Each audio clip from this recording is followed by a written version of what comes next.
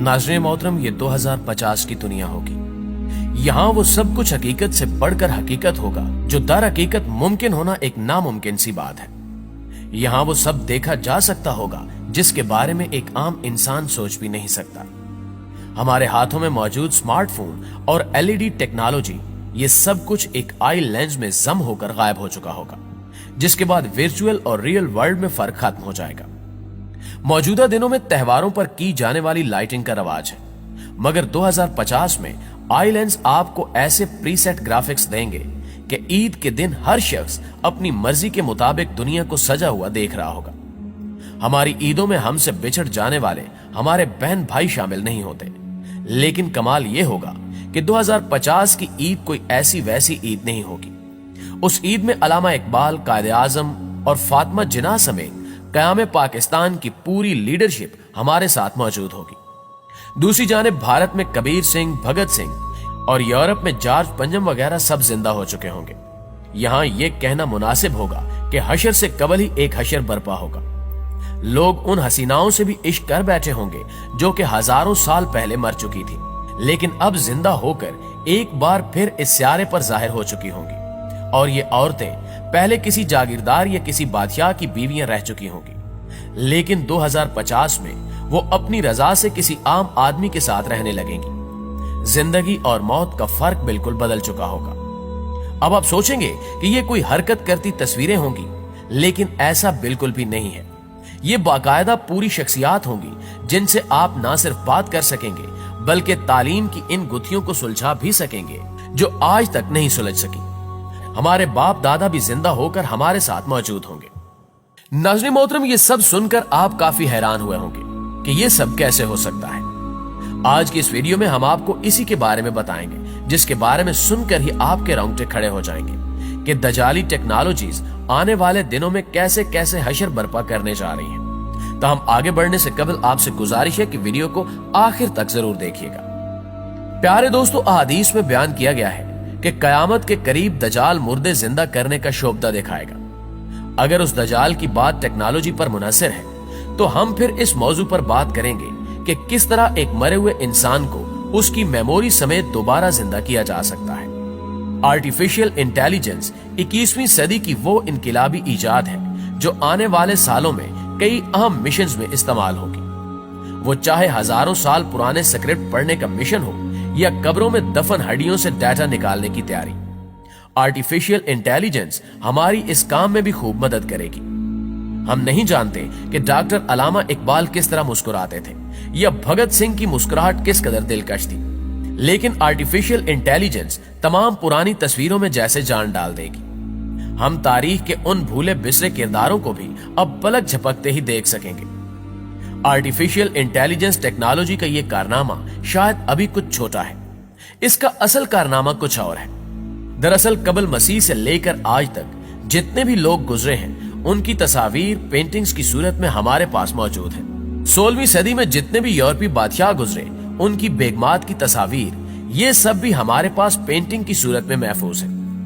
Artificial intelligence इस data को process करने के बाद इनके चेहरों की असल तस्वीरें हमारे स्पुर्द करेगी, जिससे हम जान सकेंगे कि पेंटिंग से हटकर वो लोग असल में कैसे नजर आते थे। क्या आप इन तस्वीर को देखकर कह सकते हैं कि ये कैमरे की बनी हुई नहीं है या ये लोग 21वीं सदी से बहुत पहले ही इस दुनिया से जा चुके हैं? प्यारे दोस्तों, अभी आर्टिफिशियल इंटेलिजेंस के साथ हमारा दूसरा दौर शुरू हुए चंद साल ही हुए हैं, लेकिन 2050 तक ये टेक्नोलॉजी इंसानी अकल को शायद मात दे दे, और ये भी मुमकिन है कि इंसानी अकल आर्टिफिशियल इंटेलिजेंस के अंदर ही गुम होकर रह जाए।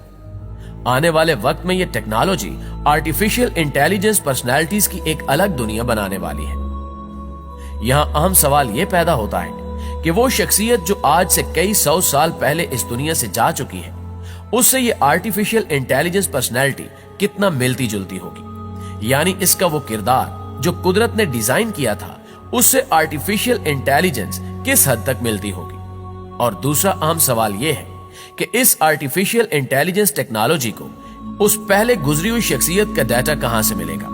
साइंसदानों का मानना है कि इंसान एक मेमोरी चिप है जिसमें लातादाद यादाश्तों के कई सिलसिले मौजूद हैं जो उसके दिमाग से होते हुए उसके डीएनए तक पहुंचते हैं।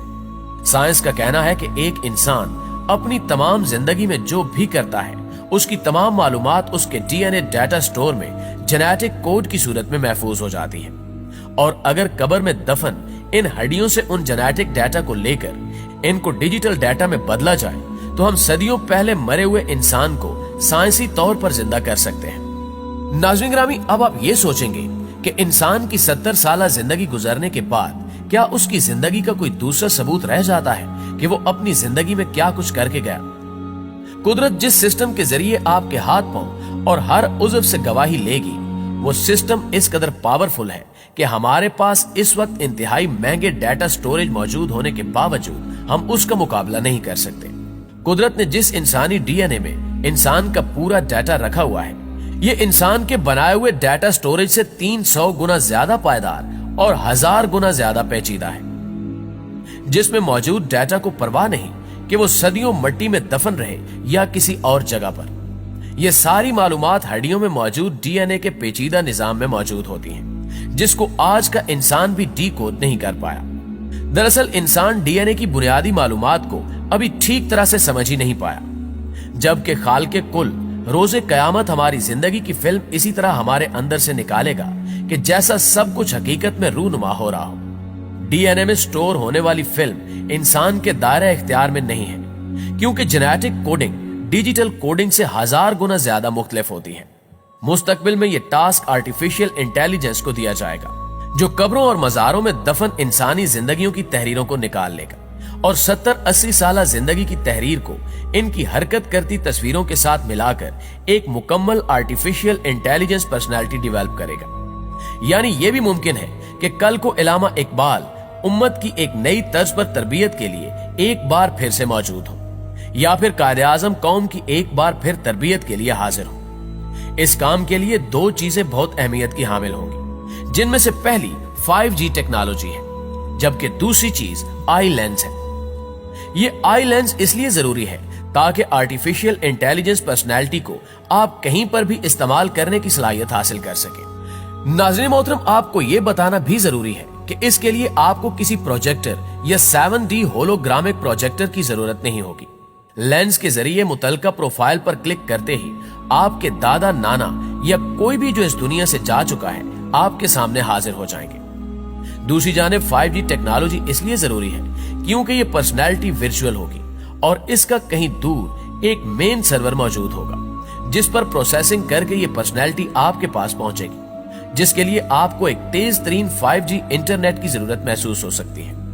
यूं ये दजाली टेक्नोलॉजी कुछ भी मुमकिन बना देगी। लेकिन आखिर में एक अहम सवाल यह है कि क्या इंसान ये टेक्नोलॉजी इजाद कर पाएगा और क्या मरे हुए इंसान के डीएनए को डीकोड किया जा सकेगा? इसका जवाब आप दोस्त भी कमेंट में हमारे साथ शेयर जरूर कीजिएगा। इंशाल्लाह आपसे मुलाकात होती है अगली वीडियो में। तब तक अपना ढेर सारा ख्याल रखिएगा। अल्लाह निगहबान।